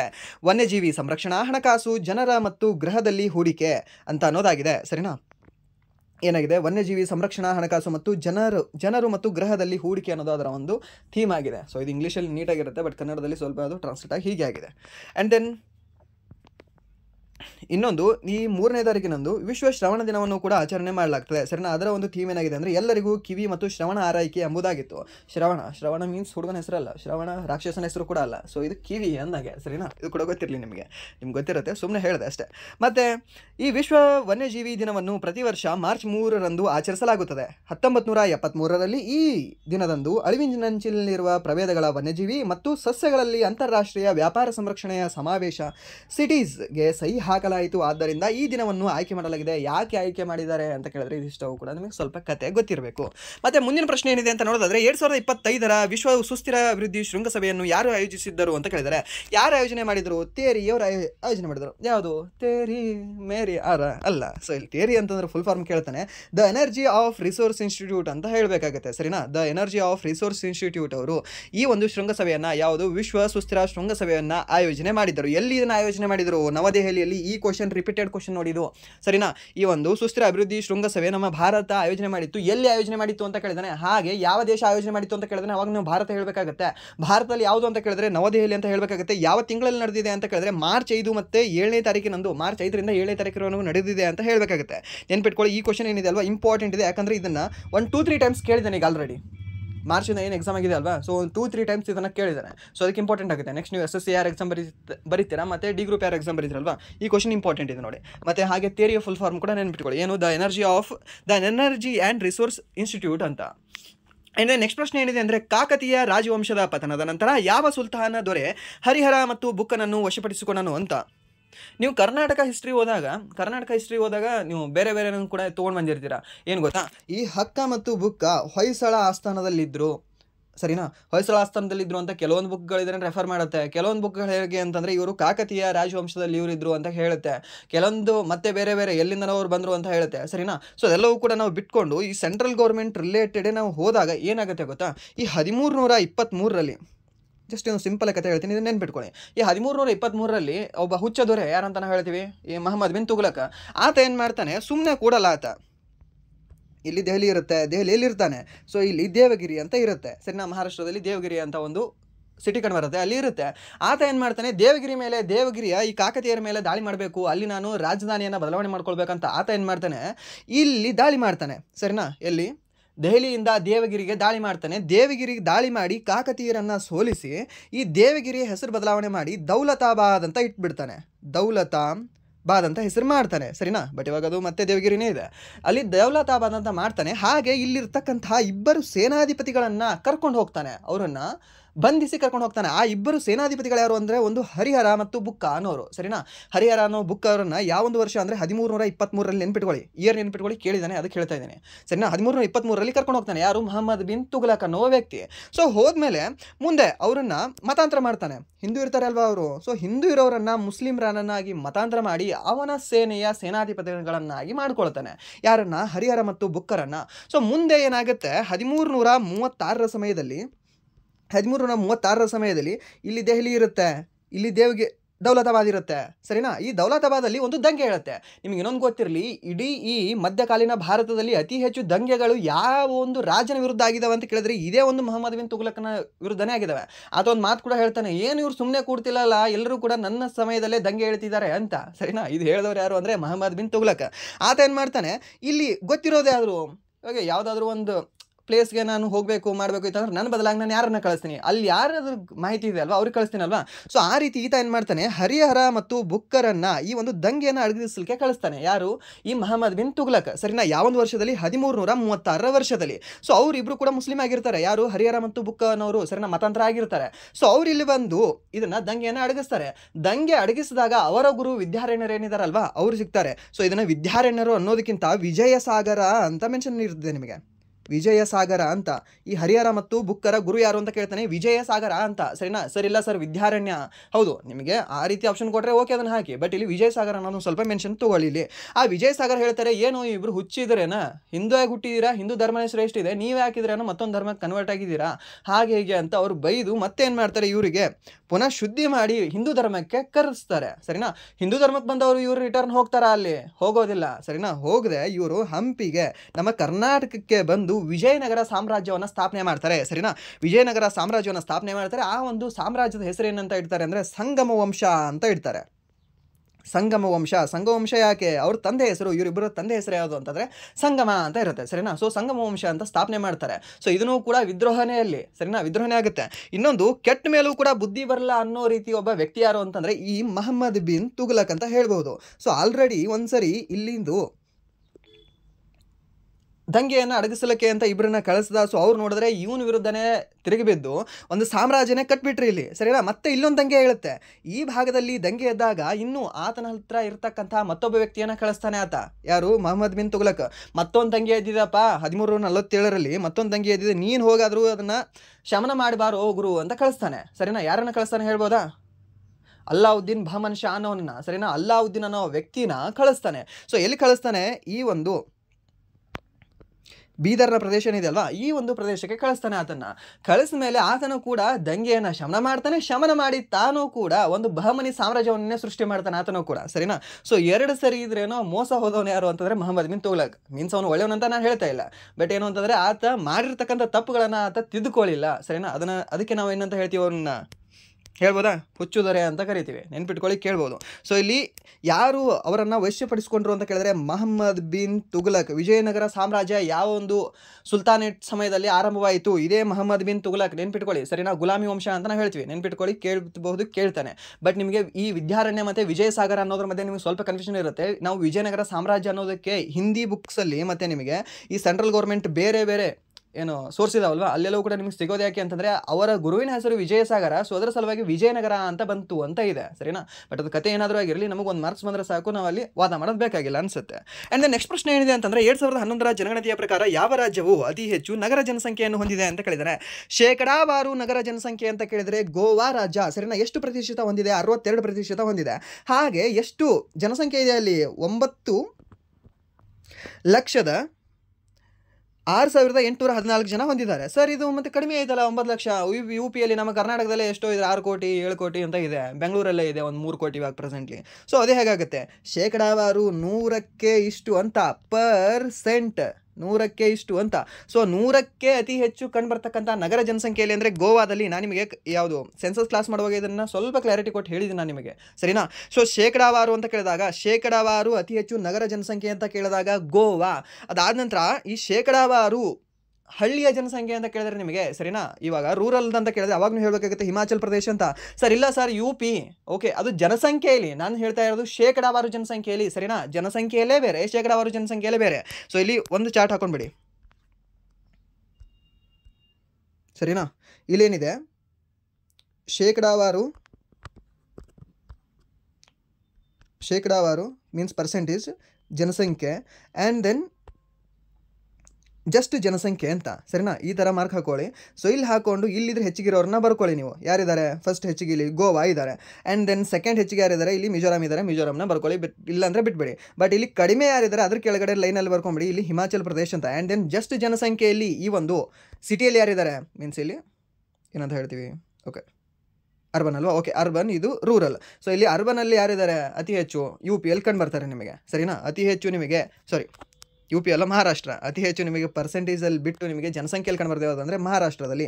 ಬಟ್ ಹಳ್ಳಿಯ ಜನ ನಿಮಗೆ ಎಲ್ಲಿ ಕಂಡು ಬರೋದು ಜಾಸ್ತಿ ಅಂತಂದರೆ ಯು ಪಿ ಅಲ್ಲಿ ಕಂಡು ಬರ್ತಾರೆ, ಸರಿನಾ? ಶೇಕಡಾವಾರು ಅಂತ ಕೇಳಿದ್ರೆ ಎಚ್ ಪಿ, ಇಲ್ಲ ಜಸ್ಟ್ ನಿಮಗೆ ಈ ಒಂದು ಜನಸಂಖ್ಯೆ ಅಂತ ಕೇಳಿದ್ರೆ ಯು ಪಿ ಅಂತ ನೆನ್ಪಿಟ್ಕೊಳ್ಳಿ, ಸರಿನಾ? ಸೊ ಇನ್ನೊಂದು ಸರಿ ಹೇಳ್ತೀನಿ, ಕ್ಲಾರಿಟಿ ತೊಗೊಳ್ಳಿ. ಏನಂದರೆ ಅತಿ ಹೆಚ್ಚು ಶೇಕಡಾವಾರು ಜನಸಂಖ್ಯೆ ಯಾವೊಂದು ರಾಜ್ಯದಲ್ಲಿ ಕಂಡುಬರುತ್ತೆ? ಗೋವಾ. ಅತಿ ಕಡಿಮೆ ಯಾವೊಂದು ರಾಜ್ಯದಲ್ಲಿ ಕಂಡುಬರುತ್ತೆ? ಹಿಮಾಚಲ ಪ್ರದೇಶ. ಅಥವಾ ಅತಿ ಹೆಚ್ಚು ಗ್ರಾಮೀಣ ಜನಸಂಖ್ಯೆ ಯಾವೊಂದು ರಾಜ್ಯದಲ್ಲಿ ಕಂಡುಬರುತ್ತೆ ಶೇಕಡಾವಾರು? ಹಿಮಾಚಲ ಪ್ರದೇಶ. ಅತಿ ಕಡಿಮೆ ಯಾವೊಂದು ರಾಜ್ಯದಲ್ಲಿ ಕಂಡುಬರುತ್ತೆ? ಗೋವಾ. ಕ್ಲಿಯರಾ? ಸರಿನಾ? ಕ್ಲಾರಿಟಿ ಇದೆಯಾ? ಆ್ಯಂಡ್ ದೆನ್ ಅತಿ ಹೆಚ್ಚು ಜನಸಂಖ್ಯೆ ಯಾವೊಂದು ರಾಜ್ಯದಲ್ಲಿ ಕಂಡುಬರುತ್ತೆ? ಸಿಟಿ ಜನಸಂಖ್ಯೆ, ಮಹಾರಾಷ್ಟ್ರ. ಅತಿ ಕಡಿಮೆ ಯಾವೊಂದು ರಾಜ್ಯದಲ್ಲಿ ಕಂಡುಬರುತ್ತೆ? ಸಿಟಿ ಜನಸಂಖ್ಯೆ. ಅವಾಗ ನೀವು ಹೇಳಬೇಕಾಗಿರೋದು ಈ ಒಂದು ಯು ಪಿ, ಸರಿನಾ? ಆ್ಯಂಡ್ ದೆನ್ ಮತ್ತೆ ನಿಮಗೆ ಅತಿ ಹೆಚ್ಚು ಹಳ್ಳಿಯ ಜನಸಂಖ್ಯೆ ಕಂಡುಬರೋದು ಯಾವುದು? ಇದೇ ಒಂದು ಯು ಪಿ ಅಂತ ಹೇಳಬೇಕಾಗುತ್ತೆ, ಸರಿನಾ? ಅದು ನೆನ್ಪಿಟ್ಕೊಳ್ಳಿ, ಕೇಳಬಹುದು ನಿಮಗೆ. ಆ್ಯಂಡ್ ದೆನ್ ನೆಕ್ಸ್ಟ್ ಪ್ರಶ್ನೆ ಏನಿದೆ ಅಂತಂದರೆ ಏಷ್ಯಾದ ಅತಿ ಉದ್ದದ ಸುರಂಗ ಮಾರ್ಗ ಯಾವುದು ಅಂತ ಕೇಳಿದಾನೆ. ಏಷ್ಯಾದ ಅತಿ ಉದ್ದವಾದ ಸುರಂಗ ಮಾರ್ಗ ಯಾವುದಿದೆ? ಜೋಜಿಲಾ ಸುರಂಗ ಮಾರ್ಗ ಇದೆ. ಇದು ಯಾವ ರಾಜ್ಯದಲ್ಲಿ ಕಂಡುಬರುತ್ತೆ? ಜಮ್ಮು ಕಾಶ್ಮೀರದಲ್ಲಿ ಕಂಡುಬರುತ್ತೆ. ಆ್ಯಂಡ್ ದೆನ್ ಎಲ್ಲೋರಾ ಗುಹೆಗಳನ್ನು ಯಾವ ರಾಜವಂಶ ಆಡಳಿತಗಾರರು ನಿರ್ಮಿಸಿದರು ಅಂತ ಕೇಳಿದರೆ ರಾಷ್ಟ್ರಕೂಟರು ನಿರ್ಮಿಸಿದ್ದಾರೆ. ಎಲ್ಲೋರಾ ಗುಹೆಗಳು ಮಹಾರಾಷ್ಟ್ರದ ಔರಂಗಾಬಾದ್ ಜಿಲ್ಲೆಯಲ್ಲಿ ಕಂಡುಬರುತ್ತವೆ. ಈ ಗುಹೆಗಳನ್ನು ಮುಖ್ಯವಾಗಿ 6ರಿಂದ 10ನೇ ಶತಮಾನದ ನಡುವೆ ನಿರ್ಮಿಸಲಾಗಿದೆ. ಇಲ್ಲಿ ಒಟ್ಟು 34 ಗುಹೆಗಳಿದ್ದು ಅವುಗಳಲ್ಲಿ ಬೌದ್ಧ, ಹಿಂದೂ, ಜೈನ ಧರ್ಮದ ಪ್ರತಿಮೆಗಳ ಮತ್ತು ದೇವಾಲಯಗಳನ್ನು ನಿರ್ಮಿಸಲಾಗಿದೆ. ರಾಷ್ಟ್ರಕೂಟರ ರಾಜವಂಶ 1ನೇ ಕೃಷ್ಣ 8ನೇ ಶತಮಾನದಲ್ಲಿ ನಿರ್ಮಿಸಿದ ಕೈಲಾಸ ದೇವಾಲಯ ವಿಶೇಷವಾಗಿ ಪ್ರಸಿದ್ಧವಾಗಿದೆ. ಸೊ ಇನ್ನೊಂದು ಕೈಲಾಸ ದೇವಾಲಯ ಕಂಡುಬರುತ್ತೆ ನಮ್ಮ ಭಾರತದಲ್ಲಿ, ಈ ಒಂದು ಮಹಾರಾಷ್ಟ್ರದಲ್ಲಿ ಹೊರತುಪಡಿಸಿ ಯಾವ ಒಂದು ರಾಜ್ಯದಲ್ಲಿ ಕಂಡುಬರುತ್ತೆ ಅಂತ ಹೇಳ್ಬೋದಾ? ಹಾಗೆ ಅದನ್ನ ಯಾವ ಪಲ್ಲವ ದೊರೆ ಅದನ್ನ ನಿರ್ಮಿಸಿದ್ರು ಅಂತ ಕೂಡ ಹೇಳ್ಬೋದಾ? ಇದನ್ನ ಕಾಮೆಂಟ್ ಮಾಡಿ ನೀವು. ಕೈಲಾಸ ದೇವಸ್ಥಾನ ಕಂಡುಬರುತ್ತೆ, ಇನ್ನೊಂದು ಕಂಡುಬರುತ್ತೆ ನಮ್ಮ ಭಾರತ ದೇಶದಲ್ಲಿ, ಅದನ್ನು ಪಲ್ಲವ ದೊರೆ ಒಬ್ಬನ ನಿರ್ಮಿಸಿದ್ದಾನೆ. ಪಲ್ಲವ ದೊರೆ ಅಂತಂದರೆ ಅದು ತಮಿಳುನಾಡೇ ಆಗಿರುತ್ತೆ. ಸೊ ಹಾಗಾದರೆ ತಮಿಳುನಾಡಿನ ಯಾವ ಒಂದು ಸಿಟಿಯಲ್ಲಿ ಆ ಒಂದು ಕೈಲಾಸನಾಥ ದೇವಾಲಯ ಕಂಡುಬರುತ್ತೆ, ಹಾಗೆ ಅದನ್ನು ನಿರ್ಮಿಸಿರ್ತಕ್ಕಂಥ ಪಲ್ಲವರ ದೊರೆ ಯಾರು ಅಂತ ಕಾಮೆಂಟ್ ಮಾಡಿ, ಸರಿನಾ? ಆ್ಯಂಡ್ ನೆಕ್ಸ್ಟ್ ಪ್ರಶ್ನೆ ಏನಿದೆ ಅಂತಂದರೆ BJP ಓಕೆ 2025ರ ದೆಹಲಿ ವಿಧಾನಸಭಾ ಚುನಾವಣೆಯ ಬಗ್ಗೆ ಯಾವ ಹೇಳಿಕೆ ಸರಿಯಾಗಿದೆ ಅಂತ. ಸೊ ಇದನ್ನು ನಿಮಗೆ ಆಲ್ರೆಡಿ ಹೇಳಿದ್ದೀನಿ. ಇದನ್ನು ಕ್ವಶನ್, ಇದು ಈಸಿ ಕ್ವಶನ್ ಅಂತ ಹೇಳ್ತೀವಿ. BJP ಮತ್ತು ಕಾಂಗ್ರೆಸ್ ಒಟ್ಟಾಗಿ ಸರ್ಕಾರ ರಚಿಸಿದವೆ. ಅಸಾಧ್ಯ. ಆಮ್ ಆದ್ಮಿ ಪಕ್ಷ ಸರ್ಕಾರ ರಚಿಸಿದೆ. 10 ವರ್ಷ ಆದ ನಂತರ ಮಕಾಡೆ ಮಲಗಿದೆ ಎಲ್ಲಿ? ದೆಹಲಿಯಲ್ಲಿ. 10 ವರ್ಷಗಳ ನಂತರ ಕಾಂಗ್ರೆಸ್ ಸರ್ಕಾರ ರಚಿಸಿತು. ಏನಾದರೂ ಗೆದ್ದಿದ್ರೆ ರಚಿಸ್ತಿತ್ತು. 70ರಲ್ಲಿ 1 ಸೀಟ್ ಗೆಲ್ಲಿಲ್ಲ ಕಾಂಗ್ರೆಸ್ ಅವರು, ಸರಿನಾ? ಅಲ್ಲಿ ಅದು ಮಲಗಿದೆ. ಇಲ್ಲಿ ಗೆದ್ದಿರೋರು ಯಾರು ಅಂತ ನೋಡಿದರೆ BJP ಸಂಪೂರ್ಣ ಬಹುಮತದೊಂದಿಗೆ ಸರ್ಕಾರ ರಚಿಸಿದೆ. ಟೋಟಲಿಯಲ್ಲಿ MLA ಸೀಟ್ಗಳಿಷ್ಟಿದ್ದಾವೆ, ವಿಧಾನಸಭೆ ಸೀಟ್ಗಳಿಷ್ಟಿದ್ದಾವೆ ಅಂದರೆ 70 ಇದ್ದಾವೆ. 70ರಲ್ಲಿ BJP ಎಷ್ಟು ಗೆದ್ದಿದೆ ಅಂತ ಕೇಳ್ತಾನೆ? 48 ಗೆದ್ದಿದೆ. ಹಾಗಾದರೆ ರಿಮೈನಿಂಗ್ 22 ಯಾರು ಗೆದ್ದಿದ್ದಾರೆ ಅಂತ ಕೇಳ್ತಾನೆ? ಒಂದೇ ಒಂದು ಪಕ್ಷ ಗೆದ್ದಿದೆ. ಯಾವುದು ಅಂದರೆ ಆಮ್ ಆದ್ಮಿ ಪಕ್ಷ 22 ಸೀಟ್ಗಳನ್ನು ಪಡೆದುಕೊಂಡು ವಿರೋಧ ಪಕ್ಷವಾಗಿ ಕೂತ್ಕೊಂಡಿದೆ, ಸರಿನಾ? ನೆನ್ಪಿಟ್ಕೊಳ್ಳಿ. ವಿರೋಧ ಪಕ್ಷದ ನಾಯಕ ಯಾರಿದ್ದಾರೆ ಇವಾಗ ಪ್ರಸ್ತುತ ಅಲ್ಲಿ ಅಂದರೆ ಅರವಿಂದ್ ಕೇಜ್ರಿವಾಲ್. ನಿಮಗೆ CM ಗೊತ್ತಿರ್ತಾರೆ, ರೇಖಾ ಗುಪ್ತಾ ಅಂತ. ಬಟ್ ವಿರೋಧ ಪಕ್ಷದ ನಾಯಕ ಕೂಡ ಇಂಪಾರ್ಟೆಂಟ್ ಅಲ್ಲ, ಯಾಕಂದರೆ ನಮ್ಮದು NCR ಅಲ್ವಾ ಅದು, ಸೊ ಅದಕ್ಕೆ ಇಂಪಾರ್ಟೆಂಟ್ ಇದೆ. ಆ್ಯಂಡ್ ನೆಕ್ಸ್ಟ್ ಪ್ರಶ್ನೆ ಏನಿದೆ ಅಂತಂದರೆ ಅರ್ಮೇನಿಯಾ ಯಾವ ದೇಶದೊಂದಿಗೆ ಒಪ್ಪಂದಕ್ಕೆ ಸಹಿ ಹಾಕಿತು ಅಂತ ಕೇಳಿದಾನೆ. ಜನವರಿ 2025ರಲ್ಲಿ ಅರ್ಮೇನಿಯಾದ ವಿದೇಶಾಂಗ ಸಚಿವ ಅರಾತ್ ಮಿರ್ಜಾಯನ್ ಮತ್ತು US ವಿದೇಶಾಂಗ ಕಾರ್ಯದರ್ಶಿ ಆಂಟನಿ ಬಿಂಕ್ಲೆನ್ ನಡುವೆ ಒಂದು ಪ್ರಮುಖ ಕಾರ್ಯತಂತ್ರದ ಪಾಲುದಾರಿಕೆ ಚಾರ್ಟರ್ಗೆ ಸಹಿ ಹಾಕಲಾಯಿತು. ಈ ಚಾರ್ಟರ್ ಅರ್ಮೇನಿಯಾ ಮತ್ತು ಯುನೈಟೆಡ್ ಸ್ಟೇಟ್ಸ್ ಆಫ್ ಅಮೆರಿಕಾ ನಡುವಿನ ಔಪಚಾರಿಕ ಒಪ್ಪಂದವಾಗಿದೆ, ಸರಿನಾ? ಸೊ ಇದು ಮೇ ಬಿ ಅರ್ಮೇನಿಯಾದವರಿಗೆ ಸ್ವಲ್ಪ ಹೆಲ್ಪ್ಫುಲ್ ಆಗಿದೆ ಇದು. ಆ್ಯಂಡ್ ನೆಕ್ಸ್ಟ್ ಪ್ರಶ್ನೆ ಏನಿದೆ ಅಂತಂದರೆ ಪ್ರಚಂಡ ಪ್ರಹಾರ ಮಿಲಿಟರಿ ವ್ಯಾಯಾಮವನ್ನು ಎಲ್ಲಿ ನಡೆಸಲಾಯಿತು ಅಂತ ಕೇಳಿದಾನೆ. ಈ ಪ್ರಚಂಡ ಪ್ರಹಾರ ವ್ಯಾಯಾಮವನ್ನು ಈ ಒಂದು ಅರುಣಾಚಲ ಪ್ರದೇಶದಲ್ಲಿ ನಡೆಸಲಾಗಿದೆ. ಯಾವೊಂದು ರಾಜ್ಯದಲ್ಲಿ? ಅರುಣಾಚಲ ಪ್ರದೇಶದಲ್ಲಿ. ಈ ವ್ಯಾಯಾಮವನ್ನು ಮಾರ್ಚ್ 25ರಿಂದ 27ರವರೆಗೆ ನಡೆಸಲಾಯಿತು ಮತ್ತು ಭಾರತೀಯ ಸೇನೆ, ವಾಯುಪಡೆ ಮತ್ತು ನೌಕಾಪಡೆ ಭಾಗವಹಿಸಿದ್ದವು. ಇದು ತ್ರಿಸೇವೆಯ ಸಂಯೋಜಿತ ಬಹು ಡೊಮೇನ್ ಯುದ್ಧ ವ್ಯಾಯಾಮವಾಗಿತ್ತು. ಇದನ್ನು ಪೂರ್ವ ಸೇನಾ ಕಮಾಂಡ್ ಅಡಿಯಲ್ಲಿ ನಿರ್ವಹಿಸಲಾಗುತ್ತಿತ್ತು. ಯಾವುದು ಅಂತ ನೋಡಿದರೆ ಪ್ರಚಂಡ ಪ್ರಹಾರ ಅನ್ನೋದು ಎಲ್ಲಿ ನಡೆಸಲಾಗಿದೆ? ಅರುಣಾಚಲ ಪ್ರದೇಶದಲ್ಲಿ ನಡೆಸಲಾಗಿದೆ. ಆ್ಯಂಡ್ ನೆಕ್ಸ್ಟ್ ಪ್ರಶ್ನೆ ಏನಿದೆ ಅಂದರೆ ಪರ್ಯಾಯ ದ್ವೀಪ ಪ್ರಸ್ಥಭೂಮಿಯಲ್ಲಿ ಯಾವ ನದಿಗಳು ಹರಿಯುತ್ತವೆ? ಪರ್ಯಾಯ ಪ್ರಸ್ಥಭೂಮಿ ಅಂದರೆ ಏನು? ಇಲ್ಲಿಂದ ಕೆಳಗಡೆ ಏನಿದೆ ಅಲ್ವಾ, ಅದೆಲ್ಲವೂ ಕೂಡ ಪರ್ಯಾಯ ಪ್ರಸ್ಥಭೂಮಿ ಅಂತ ಹೇಳ್ತೀವಿ. ಯಾವ್ಯಾವ ನದಿ ಹರಿತವೆ? ಸೊ ಇಲ್ಲಿಂದ ತೊಗೊಂಡು ಹೋಗೋಣ. ನರ್ಮದಾ ನದಿ ಹರಿತದೆ, ತಾಪಿ ನದಿ ಹರಿತದೆ, ಮತ್ತು ಇಲ್ಲಿ ನಮ್ಮ ಕಾವೇರಿ ನದಿ ಹರಿತದೆ, ಕೃಷ್ಣಾ ನದಿ ಹರಿತದೆ, ಆ್ಯಂಡ್ ದೆನ್ ಮತ್ತು ಇಲ್ಲಿ ಗೋದಾವರಿ ನದಿ ಹರಿತದೆ, ಮಹಾನದಿ ನದಿ ಹರಿತದೆ, ಆ್ಯಂಡ್ ದೆನ್ ಮಹದಾಯಿ ನದಿ ಹರಿತದೆ, ಮತ್ತು ಯಾವುದಂತ ಹೇಳ್ತೀವಿ ಅಮರಾವತಿ ನದಿ ಹರಿತದೆ, ಸರಿನಾ? ಸೊ ಇದನ್ನು ನೆನ್ಪಿಟ್ಕೊಳ್ಳಿ. ಸೊ ಇಷ್ಟು ಇಲ್ಲಿ ಇಂಪಾರ್ಟೆಂಟ್ ನದಿಗಳು ಆಗ್ತವೆ ನಿಮಗೆ. ಸೊ ಇದರಲ್ಲಿ ನಿಮಗೆ ಯಾವ್ದು ಕೊಟ್ಟಿದ್ದ? ಕೃಷ್ಣ ಮತ್ತು ಗೋದಾವರಿ ಅಂತ ಕೊಟ್ಟಿದ್ದ ಅಂತ. ಸೊ ಅದಕ್ಕೆ ಇಲ್ಲಿ ಸರಿಯಾದ ಉತ್ತರ ಆಗ್ತಾ ಇತ್ತು. ಇನ್ನು ನಿಮಗೆ ಬೇರೆ ಬೇರೆ ಕಂಡು ಬರ್ತವೆ. ಕಾಳಿ ಹರಿತದೆ, ಇಲ್ಲಿ ಗುರುಪ್ರಭಾ ಹರಿತದೆ, ಸರಿನಾ? ಆ್ಯಂಡ್ ದೆನ್ ಮತ್ತೆ ಯಾವ್ದು ಹೇಳ್ತೀವಿ ನಾವು ಇಲ್ಲಿ? ಶರಾವತಿ ಕೂಡ ಇಲ್ಲಿ ಹರಿತದೆ, ಸರಿನಾ? ಆ್ಯಂಡ್ ದೆನ್ ವರಾಹಿ ಹರಿತದೆ. ಸೊ ಎಲ್ಲವೂ ಕೂಡ ಇಲ್ಲಿ ನಮ್ಮ ಕರ್ನಾಟಕದಲ್ಲಿ ಹರಿತವೆ. ಆ್ಯಂಡ್ ದೆನ್ ಈ ಒಂದು ಪರ್ಯಾಯ ಪ್ರಸ್ಥಭೂಮಿಯಲ್ಲಿ ಹರಿತಕ್ಕಂಥ ನದಿಗಳಾಗಿದ್ದಾವೆ, ಸರಿನಾ? ಇಷ್ಟು ಗೊತ್ತಿರಲಿ, ಕೇಳಬಹುದು ನಿಮಗೆ. ಆ್ಯಂಡ್ ನೆಕ್ಸ್ಟ್ ಪ್ರಶ್ನೆ ಏನಿದೆ ಅಂತಂದರೆ ಲಾರ್ಡ್ ಕರ್ಜನ್ ವಿಶ್ವವಿದ್ಯಾಲಯ ಕಾಯ್ದೆಯನ್ನು ಯಾವಾಗ ಪರಿಚಯಿಸಿದರು ಅಂತ ಕೇಳಿದರೆ, ವಿಶ್ವವಿದ್ಯಾಲಯ ಕಾಯ್ದೆ ಯೂನಿವರ್ಸಿಟಿ ಆ್ಯಕ್ಟ್ ಯಾವಾಗ ಬಂದಿದೆ ರೀ? ಮೀನ್ಸ್ ಲಾರ್ಡ್ ಕರ್ಜನ್ ಅಂತಂದರೆ 1899ರಿಂದ 1905 ಈತ ಇದ್ದ. ಸೊ ಹಾಗಾದರೆ ಇದ್ರ ಮಧ್ಯೆ ಬಂದಿರಬೇಕಲ್ವ. ಸೊ ಯಾವಾಗ ಬಂದಿದೆ, ಅವನು ಇಲ್ಲಿ ಬಂಗಾಳ ವಿಭಜನೆ ಮಾಡೋಕ್ಕೆ ಬ್ಯುಸಿ ಆಗಿದ್ದ, ಇಲ್ಲಿ ಸುಮ್ಮನೆ ಇವಾಗ ಫ್ರೆಶರ್ ಆಗಿದ್ದ. ಸೊ ಮಾಡಿರೋದು ಯಾವಾಗ ಅಂದರೆ 1904 ಈ ಒಂದು ಕಾಯ್ದೆಯನ್ನು ತರ್ತಾನೆ. ಯಾರು? ಲಾರ್ಡ್ ಕರ್ಜನ್ ಅನ್ನೋ ವ್ಯಕ್ತಿ. ಸರಿನಾ? ಈ ಕ್ವಶನ್ ರಿಪೀಟ್ ನೋಡಿ, ಕ್ವಶನ್ ಇದು ಸರ್ ಕ್ವಶನ್ ರಿಪೀಟ್ ಆಗ್ತಿದ ಅಂತ ಕೆಲವರು ಕೇಳಿರ್ತೀರಲ್ವಾ. ಸೊ ಈ ಕ್ವಶನು ಆಲ್ರೆಡಿ ನಿನ್ನೆ ಶಿಫ್ಟಲ್ಲಿ ಕೇಳಿದ್ದಾನೆ. ಸೊ ಈ ಶಿಫ್ಟಲ್ಲಿ ಇವತ್ತು ಶಿಫ್ಟಲ್ಲಿ ಮತ್ತೆ ಬಂದಿದೆ ನೋಡಿ ಇದು ಕ್ವಶನ್. ಆ್ಯಂಡ್ ದೆನ್ ನೆಕ್ಸ್ಟ್ ಪ್ರಶ್ನೆ ಏನಿದೆ ಅಂತ ನೋಡೋದಾದರೆ, ಇತ್ತೀಚೆಗೆ ಯಾವ ರಾಜ್ಯವು ಆರೋಗ್ಯ ರಕ್ಷಣೆಗಾಗಿ ವಿಶ್ವ ಬ್ಯಾಂಕಿನಿಂದ 2424 ಕೋಟಿ ಸಾಲವನ್ನು ಪಡೆದುಕೊಂಡಿದೆ? 24 ಕೋಟಿ ಸಾಲವನ್ನು ಯಾವ ಒಂದು ರಾಜ್ಯ ಪಡೆದುಕೊಂಡಿದೆ ಅಂತ ನೋಡೋದಾದರೆ ಕೇರಳ ರಾಜ್ಯ ಪಡೆದುಕೊಂಡಿದೆ. ಯಾಕೆ? ಕೇರಳ ಆರೋಗ್ಯ ವ್ಯವಸ್ಥೆ ಸುಧಾರಣೆ ಕಾರ್ಯಕ್ರಮವನ್ನು ಅನುಮೋದಿಸಿದೆ. ಇದು ಆರೋಗ್ಯ ವಲಯವನ್ನು ಸುಧಾರಿಸುವ ವಿಶ್ವ ಬ್ಯಾಂಕಿನಿಂದ ಸುಮಾರು 24.28 ಕೋಟಿ ರು ಸಾಲದ ಮೂಲಕ ಹಣವನ್ನು ಪಡೆಯಲಿದೆ. ಯಾವ ಒಂದು ರಾಜ್ಯ? ಕೇರಳ ರಾಜ್ಯ. ಆ್ಯಂಡ್ ನೆಕ್ಸ್ಟ್ ಪ್ರಶ್ನೆ ಏನಿದೆ ಅಂದರೆ 1991 LPG ಆರ್ಥಿಕ ಸುಧಾರಣೆಗಳ ಅಡಿಯಲ್ಲಿ ಯಾವ ಅಂಶವನ್ನು ತೆಗೆದುಹಾಕಲಾಯಿತು ಅಂತ ಕೇಳಿದ್ದಾನೆ. ಈ ಕೈಗಾರಿಕೆಗಳ ಪರವಾನಗಿ ತಗೊಳ್ಬೇಕಿತ್ತಲ್ವಾ, ಇದನ್ನು ತೆಗೆದು ಹಾಕ್ತಾರೆ. ಆ್ಯಂಡ್ ದೆನ್ ನೆಕ್ಸ್ಟ್ ಪ್ರಶ್ನೆ ಏನಿದೆ ಅಂತಂದರೆ, ಸರ್ಕಾರಿ ಆಯೋಗ ಯಾವ ವಿಷಯಕ್ಕೆ ಸಂಬಂಧಿಸಿದೆ ಅಂತ ಕೇಳಿದ್ದಾನೆ. ಇದು ಕೇಂದ್ರ ಮತ್ತು ರಾಜ್ಯದ ಸಂಬಂಧಗಳಿಗೆ ಸಂಬಂಧಿಸಿರತಕ್ಕಂಥ ಒಂದು ಆಯೋಗವಾಗಿದೆ. ಯಾವುದು? ಸರ್ಕಾರಿ ಆಯೋಗ. ಸರಿನಾ? ಸರ್ಕಾರಗಳ ಒಂದು ಸಂಬಂಧದ ಬಗ್ಗೆ ಹೇಳುತ್ತೆ. ಯಾವುದು? ಈ ಒಂದು ಸರ್ಕಾರಿ ಆಯೋಗ. ಆ್ಯಂಡ್ ನೆಕ್ಸ್ಟ್ ಪ್ರಶ್ನೆ ಏನಿದೆ ಅಂದರೆ, ಶೇರ್ ಶಾ ಸೂರಿಯ ಆಳ್ವಿಕೆಯಲ್ಲಿ ಗ್ರಾಮದ ಮುಖ್ಯಸ್ಥನನ್ನು ಏನೆಂದು ಕರೆಯಲಾಗುತ್ತಿತ್ತು ಅಂತ ಕೇಳಿದ್ದಾನೆ. ಸೊ ಅವರನ್ನು ಮುಖದ್ದಮ್ ಅಂತ ಕರೆಯಲಾಗ್ತಿತ್ತು. ಸರಿನಾ? ಮುಖದ್ದಮ್ ಅಂತ ಕರೆಯಲಾಗ್ತಿತ್ತು. ಯಾರನ್ನ? ಗ್ರಾಮದ ಮುಖ್ಯಸ್ಥರನ್ನ. ಯಾರ ಒಂದು ಆಳ್ವಿಕೆಯ ಸಮಯದಲ್ಲಿ? ಶೇರ್ ಶಾ ಸೂರಿಯ ಆಳ್ವಿಕೆಯ ಸಮಯದಲ್ಲಿ. ಈ ಒಂದು ಶೇರ್ ಶಾ ಸೂರಿಯ ಮೊದಲ ಹೆಸರು ಏನಂತ ಹೇಳ್ಬೋದಾ? ಫರೀದ್ ಖಾನ್. ಸರಿನಾ? ಇನ್ನು ನೆಕ್ಸ್ಟ್ ಪ್ರಶ್ನೆ ಏನಿದೆ ಅಂತಂದರೆ, ದಕ್ಷಿಣ ಅಮೆರಿಕದಲ್ಲಿ ಯಾವ ಪರ್ವತ ಶ್ರೇಣಿ ಕಂಡುಬರುತ್ತವೆ? ಆ್ಯಂಡೀಸ್ ಪರ್ವತ ಶ್ರೇಣಿಗಳು ಕಂಡುಬರ್ತವೆ.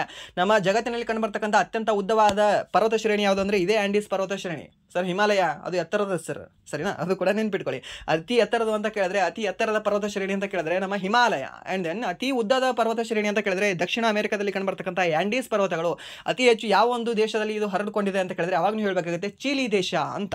ಆ್ಯಂಡ್ ನೆಕ್ಸ್ಟ್ ಪ್ರಶ್ನೆ ಏನಿದೆ ಅಂದರೆ, ಉಪ್ಪಿನಕಾಯಿ. ಇನ್ನೊಂದು ನಿಮಗೆ ಕೇಳ್ಬೋದು, ಒಂದು ಡೆಪ್ತ್ ಕ್ವಶನ್ ಕೇಳಿದ. ಹೇಗೆ ಅಂತಂದರೆ, ಈ ಚೀಲಿಯಲ್ಲಿ ಅಟಕಾಮ ಮರುಭೂಮಿ ಏನಿದೆ ಅಲ್ವಾ, ಅಟಕಾಮ ಮರುಭೂಮಿಯಲ್ಲಿ ಮಳೆ ಆಗದೇ ಇರುವುದಕ್ಕೆ ಕಾರಣ ಏನು ಅಂತ ಸ್ಟೇಟ್ಮೆಂಟ್ಗಳು ಕೊಟ್ಟಿದ್ದ. ರೀಸೆಂಟಾಗಿ ಯಾವುದೋ ಒಂದು ಕ್ವಶನ್ ಪೇಪರಲ್ಲಿ ನೋಡಿದೆ ನಾನು. ಸೊ ಚೆನ್ನಾಗಿತ್ತು ಕ್ವಶನ್. ಸರಿನಾ? ಅಲ್ಲಿ ರೀಸನ್ ಏನು ಅಂತಂದರೆ, ಈ ಆ್ಯಂಡೀಸ್ ಪರ್ವತಗಳು ತಡೆ ಆಗ್ತವೆ ಅಲ್ಲಿ. ಸರಿನಾ? ತಡೆ ಆಗ್ತವೆ. ಆ ತಡೆ ಆಗೋದ್ರಿಂದ ಅಲ್ಲಿ ಮಳೆ ಬರೋದಿಲ್ಲ. ಸೊ ಅದು ಕಾಸಲ್ಲಿ. ಸೊ ಆ ರೀತಿ ಸರಿಯಾದ ಉತ್ತರ ಇತ್ತು ಅದಕ್ಕೆ. ಸರಿನಾ? ಸೊ ಸ್ವಲ್ಪ ಈ ವರ್ಲ್ಡ್ ಜಿಯೋಗ್ರಫಿ ಆಗಿರಲಿ, ಬೇರೆ ಬೇರೆ ಜಿಯೋಗ್ರಫಿ ಸ್ವಲ್ಪ ಅದಕ್ಕೆ ಇನ್ನೊಂದು ಪಾಯಿಂಟ್ಗಳನ್ನು ನೋಡ್ಕೊಂಬಿಡಿ. ಇಲ್ಲಾಂದರೆ ಫಿಸಿಕಲ್ ಮ್ಯಾಪಲ್ಲಿ ನೀವು ನೋಡ್ಕೊಂಡ್ರೆ ಕೂಡ ಗೊತ್ತಾಗುತ್ತೆ ನಿಮಗೆ. ಆ್ಯಂಡ್ ನೆಕ್ಸ್ಟ್ ಪ್ರಶ್ನೆ ಏನಿದೆ ಅಂತಂದರೆ, ಉಪ್ಪಿನಕಾಯಿ ಕೆಡದಂತೆ ಸಂರಕ್ಷಿಸಲು ಏನು ಬಳಸಲಾಗುತ್ತದೆ? ಉಪ್ಪಿನಕಾಯಿ ಕೆಡಬಾರದು ಅಂತಂದರೆ ಒಂದು ಎಣ್ಣೆ ಸ್ವಲ್ಪ ಜಾಸ್ತಿ ಹಾಕಬೇಕು, ಇಲ್ಲಾಂದರೆ ಉಪ್ಪು ಜಾಸ್ತಿ ಹಾಕಬೇಕು, ಇಲ್ಲ ಅಂತಂದರೆ ವಿನೆಗರ್ ಹಾಕಬೇಕು. ಸರಿನಾ? ನಿಮಗೆ ಆಪ್ಷನ್ ಯಾವ್ದು ಕೊಟ್ಟಿದ್ದ ಅಂದರೆ ವಿನೆಗರ್ ಕೊಟ್ಟಿದ್ದ ಅಂತೆ. ಸೊ ಇಲ್ಲಿ ಇವೆಲ್ಲವೂ ಕೂಡ ನಾವು ಬಳಸಬೇಕಾಗುತ್ತೆ. ಉಪ್ಪನ್ನು ಯಾಕೆ ಹಾಕಬೇಕು? ಉಪ್ಪು ನೀರನ್ನು ಹೀರ್ಕೊಳ್ತದೆ ಮತ್ತು ಸೂಕ್ಷ್ಮ ಜೀವಿಗಳ ಬೆಳವಣಿಗೆಗೆ ಅಡ್ಡಿಪಡಿಸುತ್ತದೆ. ಮತ್ತು ವಿನೆಗರ್ ಯಾಕೆ ಬಳಸಬೇಕು? ವಿನೆಗರ್ ಆಮ್ಲತೆಯ ವಾತಾವರಣವನ್ನು ಸೃಷ್ಟಿಸುತ್ತದೆ. ಇದು ಬ್ಯಾಕ್ಟೀರಿಯಾ ಮತ್ತು ಇತರ ಸೂಕ್ಷ್ಮ ಜೀವಿಗಳ ಬೆಳವಣಿಗೆಗೆ ಪ್ರತಿಕೂಲವಾಗಿದೆ. ಸರಿನಾ? ಆ್ಯಂಡ್ ದೆನ್ ಎಣ್ಣೆ ಯಾಕೆ ಬಳಸ್ತೀವಿ? ಎಣ್ಣೆಯು ಗಾಳಿಯನ್ನು ತಡೆಯುತ್ತದೆ ಮತ್ತು ಸೂಕ್ಷ್ಮ ಜೀವಿಗಳು ಬೆಳೆಯದಂತೆ ನೋಡಿಕೊಳ್ಳುತ್ತದೆ. ಆ್ಯಂಡ್ ದೆನ್ ಸಂರಕ್ಷಕಗಳು ಈ ಯಾವುದು ಇದನ್ನು ಬಳಸ್ತೀವಿ ನೋಡಿ. ಸೋಡಿಯಂ ಬೆಂಜೈಟ್ ಏನಿದೆ ಅಲ್ವಾ, ಇದನ್ನು ಕೂಡ ಬಳಸ್ತಾರೆ. ಇವಾಗ ನೀವು ಮ್ಯಾಂಗೋ ಪಿಕಲ್ಸ್ ಅಂತ ಮತ್ತು ಬೇರೆ ಬೇರೆ ಇವಾಗ ಎಲ್ಲವೂ ಕೂಡ ಬರ್ತಾ ಇದೆ. ಇವನ್ ಹೇಳಬೇಕು ಅಂದರೆ ಬದನೆಕಾಯಿ ಪಿಕಲ್ಸ್ ಕೂಡ ಬರ್ತಾ ಇದೆ ಇವಾಗ. ಸೊ ಎಲ್ಲವೂ ಕೂಡ ತಯಾರು ಮಾಡ್ತಾರಲ್ವಾ, ಒಂದು ಕಂಪ್ನಿ ಒಂದು ಪ್ಯಾಕ್ ಮಾಡಿ ಅದರಲ್ಲಿ ಯಾವ್ದು ಬಳಸ್ತಾರೆ ಅಂತ ಕೇಳ್ತಾನೆ. ಅಲ್ಲಿ ಸೋಡಿಯಂ ಬೆಂಜೈಟ್ನ ಬಳಸ್ತಾರೆ. ಸರಿನಾ? ಈ ಕ್ವಶನ್ ಕೇಳಿದಾನೆ ಇದನ್ನು. ಸೋಡಿಯಂ ಬೆಂಜೈಟ್ ಅಂತ ಇರುತ್ತೆ ಆಪ್ಷನು. ಇಲ್ಲ ಅಂತಂದರೆ ನಿಮಗೆ ಈ ವಿನೆಗರ್ ಅಂತಲೇ ಕೊಟ್ಟಿರ್ತಾನೆ. ಸರಿನಾ? ವಿನೆಗರ್ ಅಂತ ಕೊಟ್ಟಿರ್ತಾನೆ. ಇದನ್ನಾದ್ರೂ ನೆನ್ಪಿಟ್ಕೊಳ್ಳಿ. ಬಟ್ ನಾವು ಲೋಕಲಿ ಯಾವುದೋ ಇವಾಗ ಮನೆಯಲ್ಲಿ ನಿಮ್ಮದೇ ಒಂದು ಮಾವಿನ ಗಿಡ ಏನಾದರೂ ಇತ್ತು, ಮಾವಿನಕಾಯಿ ನೀವು ತಂದಿದ್ರಿ ಅಂದರೆ ನೀವು ಮನೆಯಲ್ಲಿ ಉಪ್ಪಿನಕಾಯಿ ಮಾಡ್ತೀರಲ್ವಾ. ಸೊ ಅದರಲ್ಲಿ ನೀವು ಏನಂತ ಹಾಕ್ತೀರಾ? ವಿನೆಗರ್ ಹಾಕಿದ್ದೀರಾ? ಯಾರಾದರೂ ಯಾವತ್ತಾದರೂ ಹಾಕಿದ್ದೀರಾ? ಇಲ್ಲ ಅಲ್ಲ. ಉಪ್ಪು ಹಾಕಿರ್ತೀರಲ್ವಾ, ಉಪ್ಪು ಹಾಕಿರ್ತೀರ. ಉಪ್ಪು ಏನು ಮಾಡುತ್ತೆ? ಕೆಡದಂಗೆ ಇಟ್ಕೊಳ್ಳುತ್ತೆ 1 ವರ್ಷದವರೆಗೂ ಆರಾಮ್. ಆ್ಯಂಡ್ ನೆಕ್ಸ್ಟ್ ಪ್ರಶ್ನೆ ಏನಿದೆ ಅಂತಂದರೆ, ಹರ್ಭಜನ್ ಸಿಂಗ್ ಅವರು ಯಾವ ರಾಜಕೀಯ ಪಕ್ಷದೊಂದಿಗೆ ಸಂಬಂಧ ಹೊಂದಿದ್ದಾರೆ? ಆಮ್ ಆದ್ಮಿ ಪಕ್ಷದೊಂದಿಗೆ ಸಂಬಂಧ ಹೊಂದಿದ್ದಾರೆ. ಆ್ಯಂಡ್ ಯಾವ ಸಂಸ್ಥೆಯು ಸುಸ್ಥಿರ ಅಭಿವೃದ್ಧಿ ಸೂಚ್ಯಂಕ ಸಭೆಯನ್ನು ಆಯೋಜಿಸುತ್ತದೆ ಅಂತ ಕೇಳಿದ್ದಾನೆ? NITI Aayog. And then 2025 Kalinga super cup ವಿಜೇತರು ಯಾರು ಅಂತ ಕೇಳಿದ್ದಾನೆ. ಈ ಸೂಪರ್ ಕಪ್ ಗುಜರಾತ್ ಆಯೋಜಿಸಿದ 2025 ಕಳಿಂಗ ಸೂಪರ್ ಕಪ್ನ ಫೈನಲ್ ಪಂದ್ಯವನ್ನು ಭುವನೇಶ್ವರದ ಕಳಿಂಗ ಕ್ರೀಡಾಂಗಣದಲ್ಲಿ 2025 ಮೇನಂದು ನಡೆಸಲಾಯಿತು. FC ಗೋವಾ ಜೆಮ್ಶೆಡ್ಪುರ್ FCಯನ್ನು ಗೋಲುಗಳಿಂದ ಸೋಲಿಸುವ ಮೂಲಕ ಪ್ರಶಸ್ತಿಯನ್ನು ಪಡೆದುಕೊಂಡಿತ್ತು. ಮೀನ್ಸ್ ಗೆದ್ದವರು ಯಾರು ಅಂದರೆ ಈ ಕಳಿಂಗ ಪ್ರಶಸ್ತಿಯನ್ನು ಗೋವಾ ಅವರು ಗೆದ್ದಿದ್ದಾರೆ. ಆ್ಯಂಡ್ ದೆನ್ ನೆಕ್ಸ್ಟ್ ಪ್ರಶ್ನೆ ಏನಿದೆ ಅಂತ ನೋಡಿದ್ರೆ, 2025 ದೋಹಾ ಡೈಮಂಡ್ ಲೀಗ್ನಲ್ಲಿ ನೀರಜ್ ಚೋಪ್ರಾ ಅವರು 90 meter plus javelin 90.23 meter javelin throw ಅವರಿಗೆ ಐತಿಹಾಸಿಕವಾಗಿತ್ತು ಯಾಕೆ ಅಂತ ಕೇಳಿದ್ರೆ ಅವರು 90ರ ಗಡಿ ದಾಟಿದ್ದು ಫಸ್ಟ್ ಟೈಮ್, ಸರಿನಾ. ಆ್ಯಂಡ್ ನೆಕ್ಸ್ಟ್ ಪ್ರಶ್ನೆ ಏನಿದೆ ಅಂತಂದರೆ ಕಂಪ್ಯೂಟರ್ನಲ್ಲಿ ತೆರೆದಿರುವ ವಿಂಡೋಗಳು ಅಥವಾ ಅಪ್ಲಿಕೇಶನ್ಗಳ ನಡುವೆ ಬದಲಾಯಿಸಲು ಯಾವ ಶಾರ್ಟ್ ಕೀಯನ್ನು ಬಳಸಲಾಗುತ್ತದೆ? ಅಲ್ಟ್ ಮತ್ತು ಟ್ಯಾಬ್ನ ಹಿಡಿದ್ರೆ ಸಾಕು, ಸಾಕಾಗಿ ಶಿಫ್ಟ್ ಆಗುತ್ತೆ. ಆ್ಯಂಡ್ ನೆಕ್ಸ್ಟ್ ಪ್ರಶ್ನೆ ಏನಿದೆ ಅಂತಂದರೆ ಮಾನವ ದೇಹದಲ್ಲಿ ಅತಿ ಹೆಚ್ಚು ಕಂಡುಬರುವ ಪ್ರೋಟೀನ್ ಯಾವುದು ಅಂತ ಕೇಳಿದಾನೆ. ಈ ಒಂದು ಕೊಲಾಜಿನ್ ಅಂತ ಏನಿದೆ ಹೇಳ್ತೀವಲ್ಲ, ಆ ಒಂದು ಕೊಲಾಜಿನ್ ಅನ್ನೋದು ಅತಿ ಹೆಚ್ಚು ಕಂಡು ಬರ್ತಕ್ಕಂಥ ಪ್ರೋಟೀನ್ ಆಗಿದೆ. ಇದು ಮೂಳೆಗಳು, ಕಾರ್ಟಿಲೇಜ್, ಅಸ್ಥಿರಜ್ಜುಗಳು, ಸ್ನಾಯುರಜ್ಜುಗಳು, ರಕ್ತನಾಳಗಳು ಮತ್ತು ಹೆಚ್ಚುವರಿ ಸೆಲ್ಯುಲಾರ್ ಮ್ಯಾಟ್ರಿಕ್ಸ್ನಲ್ಲಿ ಹೇರಳವಾಗಿ ಕಂಡುಬರುತ್ತದೆ ಯಾವುದು? ಕಾಲಜಿನ್ ಅನ್ನೋದು. ಅಂಡ್ ನೆಕ್ಸ್ಟ್ ಪ್ರಶ್ನೆ ಏನಿದೆ ಅಂತ ನೋಡಿದರೆ ಅಂತಾರಾಷ್ಟ್ರೀಯ ಏಕಮಾನ ವ್ಯವಸ್ಥೆಯಲ್ಲಿ ಎಷ್ಟು SI ಘಟಕಗಳಿದ್ದಾವೆ ಅಂತ ಕೇಳಿದ್ದಾನೆ. ಟೋಟಲ್ ನಿಮಗೆ SI ಘಟಕಗಳು ಕೇಳಿದ್ರೆ ಅವಾಗ ಹೇಳಬೇಕಾಗುತ್ತೆ 7 SI ಘಟಕಗಳಿದ್ದಾವೆ ಅಂತ, ಸರಿ. ಲೈಕ್ ಇವಾಗ ಮೀಟ್ರು ಮತ್ತು ಕಿಲೋಗ್ರಾಮು ಅದು ಇದು ಅಂತ ಹೇಳ್ತೀವಲ್ವಾ ನಾವು, ಟೈಮ್ ಸೆಕೆಂಡ್ ಇವೆಲ್ಲವೂ ಕೂಡ ಏನಂತ ಹೇಳ್ತೀವಿ? SI ಘಟಕಗಳು ಅಂತ ಹೇಳ್ತೀವಿ. ಟೋಟಲಿ 7 SI ಘಟಕಗಳಿದ್ದಾವೆ. ಬಟ್ ಡಿರೈವ್ಡ್ ಯೂನಿಟ್ಸ್ ಅಂತ ಕೇಳ್ತಾನೆ ನಿಮಗೆ, ಸರಿನಾ. SI ಯೂನಿಟ್ ಬಿಟ್ಟು ಡಿರೈವ್ಡ್ ಯೂನಿಟ್ಸ್ ಅಂತ ಏನಾದರೂ ಕೇಳಿದ್ರೆ ಅವಾಗ ನೀವು ಹೇಳಬೇಕಾಗುತ್ತೆ 22 ಡಿರೈವ್ಡ್ ಯೂನಿಟ್ಸ್ ಅಂತ. ಅದು ಕನ್ನಡದಲ್ಲಿ ಮಾಡೋದಕ್ಕೆ ಜನ್ಯ ಘಟಕಗಳು ಅಂತ ಆಗಿದ್ದಾವೆ, ಸರಿನಾ. ನಿಮಗೆ ಇಂಗ್ಲೀಷಲ್ಲಿ ನೆನಪಿಟ್ಕೊಳ್ಳಿ, ಡಿರೈವ್ಡ್ ಯೂನಿಟ್ಸ್ ಅಂತ. ಡಿರೈವ್ಡ್ ಯೂನಿಟ್ಸ್ ಎಷ್ಟಿದಾವೆ ಅಂದರೆ 22 ಇದ್ದಾವೆ. ಆ್ಯಂಡ್ ದೆನ್ ಟೋಟಲ್ ಮೂಲ ಯೂನಿಟ್ಸ್ ಎಷ್ಟಿದಾವೆ ಅಂತ ನೋಡೋದಾದ್ರೆ ಈ ಒಂದು 7 ಮೂಲ ಯೂನಿಟ್ಸ್ಗಳು ಕಂಡುಬರ್ತವೆ, ಸರಿನಾ. ಗೊತ್ತಿರಲಿ ಕೇಳಬಹುದು. ಆ್ಯಂಡ್ ನೆಕ್ಸ್ಟ್ ಪ್ರಶ್ನೆ ಏನಿದೆ ಅಂತಂದರೆ ಖೋಂಡ್ ದಂಗೆಯನ್ನು ಯಾರು ಮುನ್ನಡೆಸಿದರು ಮತ್ತು ಎಲ್ಲಿ ನಡೆಯಿತು ಅಂತ ಇದು. ಸೊ ಈ ದಂಗೆಯನ್ನು ಮುನ್ನಡೆಸಿದವರು ಯಾರು ಅಂದರೆ ಚಕ್ರಧರ್ ಬಿಸೋಯನ್ ಅವರು. ಯಾರ ವಿರುದ್ಧ? ಈ ಜಮೀನ್ದಾರ ಮತ್ತು ಬ್ರಿಟಿಷರ ಆಳ್ವಿಕೆಯ ವಿರುದ್ಧ. ಎಲ್ಲಿ? ಒಡಿಶಾ ಮತ್ತು ಆಂಧ್ರ ಪ್ರದೇಶದ ಭಾಗದಲ್ಲಿ ಅಥವಾ ಪೂರ್ವ ಕರಾವಳಿ ತಟದಲ್ಲಿ ಅಂತ ನಾವು ಹೇಳ್ತೀವಿ, ಸರಿನಾ. ಇವ್ರ ಹೆಸರನ್ನು ಬಿಟ್ಟುಕೊಳ್ಳಿ, ಯಾರು ಅಂದರೆ ಚಕ್ರಧರ್ ಬಿಸೋಯನ್ ಅವ್ರನ್ನ. ಸೊ ಇದು ಯಾವ ದಂಗೆಯನ್ನು ಮುನ್ನಡೆಸ್ತಾರೆ ಇವರು? ಖೋಂಡ್ ದಂಗೆಯನ್ನು, ಸರಿನಾ. ಗೊಂಡ ಅಲ್ಲ, ಖೋಂಡ್ ದಂಗೆಯನ್ನು ಮುನ್ನಡೆಸೋರು ಯಾರು ಅಂದರೆ ಈ ಚಕ್ರಧರ್ ಬಿಸೋಯ್ ಅವರು ಅಥವಾ ಬಿಸೋಯ್ ನಾಯಕ್ ಅಂತ ಅವರನ್ನ ಕರಿತೀವಿ. ಆ್ಯಂಡ್ ದೆನ್ ಮೊದಲ ಚಿರತೆ ಸಂರಕ್ಷಣಾ ಸಂತಾನೋತ್ಪತ್ತಿ ಕೇಂದ್ರವನ್ನು ಎಲ್ಲಿ ಸ್ಥಾಪಿಸಲಾಯಿತು? ಗುಜರಾತ್ನ ಕಚ್ ಜಿಲ್ಲೆಯ ಬನ್ನಿ ಹುಲ್ಲುಗಾವಲುಗಳಲ್ಲಿ ಭಾರತದ ಮೊದಲ ಚಿರತೆ ಸಂರಕ್ಷಣಾ ಸಂತಾನೋತ್ಪತ್ತಿ ಕೇಂದ್ರವನ್ನು ಸ್ಥಾಪಿಸಲಾಗುತ್ತದೆ. ಎಲ್ಲಿ? ಈ ಒಂದು ಗುಜರಾತ್ನಲ್ಲಿ, ಸರಿನಾ. ಮೊದಲ ಚಿರತೆ ಸಂರಕ್ಷಣಾ ಸಂತಾನೋತ್ಪತ್ತಿ ಕೇಂದ್ರ ಎಲ್ಲಿ ಮಾಡಿದೆ ಅಂದರೆ ಗುಜರಾತ್ ರಾಜ್ಯದಲ್ಲಿ ಮಾಡಲಾಗಿದೆ. ಸೊ ಇದಾಗಿತ್ತು ಇಲ್ಲಿವರೆಗೆ RRB NTPC ಸೆಂಟ್ರಲ್ ಗ್ರಾಜ್ಯುಯೇಟ್ ಎಕ್ಸಾಮಿನ ಪ್ರಶ್ನೆ ಪತ್ರಿಕೆ ಅನಲೈಸಿಸ್. ಸೊ ಇಲ್ಲಿವರೆಗೂ ವಿಡಿಯೋ ನೋಡೋದಕ್ಕಾಗಿ ಫಸ್ಟ್ ಆಫ್ ಆಲ್ ಧನ್ಯವಾದಗಳು. ಹಾಗೆ ಇಲ್ಲಿವರೆಗೂ ವಿಡಿಯೋ ನೋಡಿ ನಿಮಗೆ ಏನಾದರೂ ವಿಡಿಯೋ ಇಷ್ಟ ಆಗಿದ್ರೆ ಪ್ಲೀಸ್ ವಿಡಿಯೋನ ಲೈಕ್ ಮಾಡಿ, ಸಬ್ಸ್ಕ್ರೈಬ್ ಮಾಡಿ. ಇಫ್ ನಿಮಗೆ ವಿಡಿಯೋ ಇಷ್ಟ ಆಗಲಿಲ್ಲ ಅಂದರೆ ಸೊ ಆಬ್ವಿಯಸ್ಲಿ ಡಿಸ್ಲೈಕ್ ಮಾಡಿ ಅಂತ ಹೇಳ್ತಾ ವಿಡಿಯೋನ ಇಲ್ಲಿಗೆ ಎಂಡ್ ಮಾಡ್ತಾ ಇದ್ದೀನಿ. Once again thank you so much.